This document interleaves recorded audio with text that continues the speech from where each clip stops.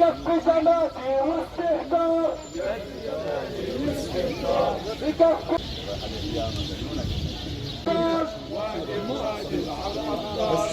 يقف وجه الاستكبار.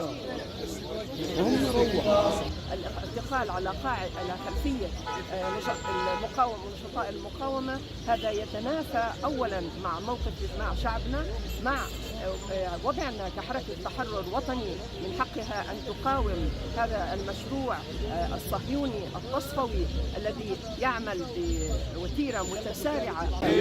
بالتظاهر والتعبير، بالتظاهر والتعبير،